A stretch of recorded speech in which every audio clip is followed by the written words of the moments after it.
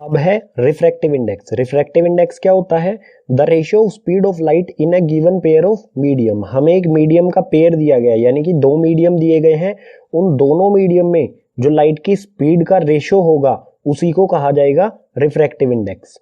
Refractive index को n से denote किया जाता है। सो इसे अगर हम आइडेंटिटी की फॉर्म में या फॉर्मूले की फॉर्म में लिखेंगे तो कुछ इस तरह से होगा, n यानी कि refractive index equals to velocity of light in medium 1 upon में velocity of light in medium 2, यानी कि लाइट की स्पीड मीडियम 1 में और मीडियम 2 में इनका रेशो, उसी को कहा जाता है रिफ्रैक्टिव इंडेक्स। ठीक है, सो मीडियम 1 को, speed of light in medium 1 को हम लिख देंगे v1 और speed of light in medium 2 को हम लिख देंगे v2। वेलोसिटी और स्पीड एक ही बात होती है, तो वेलोसिटी की जगह हम स्पीड भी बोल सकते हैं या वेलोसिटी भी बोल सकते हैं। ठीक है, सो v1 बाई v2। अब रिफ्रैक्टिव इंडेक्स जो होता है वो कुछ इस तरह से लिखा जाए जब, तो उसका मतलब क्या होगा? n/1। इसका मतलब होगा कि n/1, इसका मतलब है कि second refractive index second medium में कितना है as compare to first medium.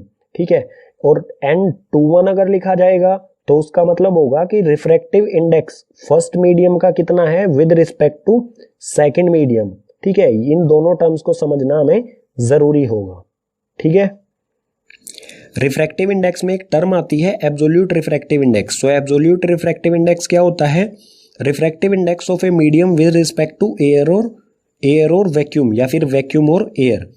किसी एक मीडियम का वैक्यूम और एयर के रिस्पेक्ट में रिफ्रैक्टिव इंडेक्स क्या होता है, उसी को कहा जाता है एब्सोल्यूट रिफ्रैक्टिव इंडेक्स। या फिर दूसरे वर्ड्स में अगर मैं कहूं कि किसी एक मीडियम में लाइट की स्पीड क्या होगी एज कंपेयर टू वैक्यूम और एयर में जो लाइट की स्पीड है उससे अगर हम कंपेयर करें। ठीक है, सो इनका रेशो उसी को कहा जाएगा एब्सोल्यूट रिफ्रैक्टिव इंडेक्स। इसमें हमेशा किससे कंपेयर करना होता है? हमें लाइट की स्पीड वैक्यूम और एयर में कितनी होगी। ठीक है, सो इसको आइडेंटिटी की फॉर्म में हम कुछ इस तरह से लिख सकते हैं, n equals to c/v। n होता है रिफ्रैक्टिव इंडेक्स, इक्वल्स टू में c होता है हमारी लाइट की स्पीड वैक्यूम या फिर एयर में जो होती है 3 इंटू में 10⁻8 मीटर पर सेकेंड, और v है यहाँ पर जो अदर मीडियम है उसमें लाइट की स्पीड। ठीक है, सो ये हो जाएगा एब्सोल्यूट रिफ्रैक्टिव इंडेक्स।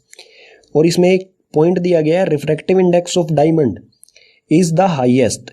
डायमंड का जो रिफ्रैक्टिव इंडेक्स है वो हाईएस्ट होता है, जो है 2.42।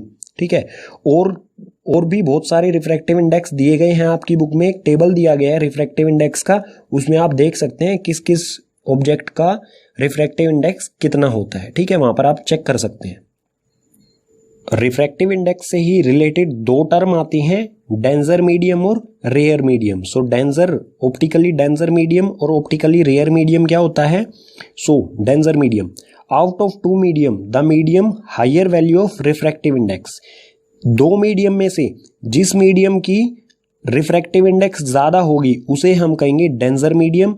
और रेयर मीडियम क्या होता है? Out of two given medium the medium with lower value of refractive index, यानी कि दो मीडियम दिए गए हैं, उनमें से जिस मीडियम की रिफ्रैक्टिव इंडेक्स कम होगी उसे कहा जाएगा रेयर मीडियम। ठीक है, इसे डायग्राम से समझते हैं। सपोज कीजिए ये मीडियम 1 और मीडियम 2 दिया गया है, इसका रिफ्रैक्टिव इंडेक्स ज्यादा है और इसका रिफ्रैक्टिव इंडेक्स कम है। मीडियम 1 का कम है, मीडियम 2 का ज्यादा है। सो लाइट रे जो है तो ये इसका कम है मीडियम 1 का, तो ये हो जाएगा रेयरर मीडियम। और मीडियम 2 का रिफ्रैक्टिव इंडेक्स ज्यादा है तो ये हो जाएगा डेंजर मीडियम। ठीक है, अगर कोई लाइट रे रेयरर मीडियम से डेंजर मीडियम में जाती है, ठीक है, तो सपोज कीजिए ये लाइट रे, ये मीडियम की बाउंड्री है, इंटरफेस है इनका, और ये है नॉर्मल। सो ये लाइट रे एक मीडियम 1 रेयरर मीडियम से, यानी कि रिफ्रैक्टिव इंडेक्स कम से रिफ्रैक्टिव इंडेक्स ज्यादा में जाएगी तो वो बेंट हो जाएगी नॉर्मल की तरफ। ठीक है, ये किस तरफ बेंट हो गई, किस तरफ मुड़ जाएगी? नॉर्मल की तरफ। अगर हम वही बात करें कि ऊपर वाला हमें दिया गया है, ये है डेंजर, यानी कि रिफ्रैक्टिव इंडेक्स इसका ज्यादा है, और नीचे है रेयरर, इसका रिफ्रैक्टिव इंडेक्स कम है। डेंजर से रेयर मीडियम में जाएगी कोई लाइट रे, ये नॉर्मल हो गई। डेंजर से रेयर मीडियम में जाएगी कोई लाइट रे, तो क्या होगा? लाइट रे जो है वो नॉर्मल से दूर हो जाएगी। ठीक है, इस तरह से ये दूर हो जाएगी। ठीक है, यहां पर डेंजर से रेयर में जाएगी तो नॉर्मल से दूर हो जाएगी, और रेयरर से डेंजर में जाएगी तो नॉर्मल की तरफ मुड़ जाएगी, ठीक है, नॉर्मल की तरफ बेंड हो जाएगी।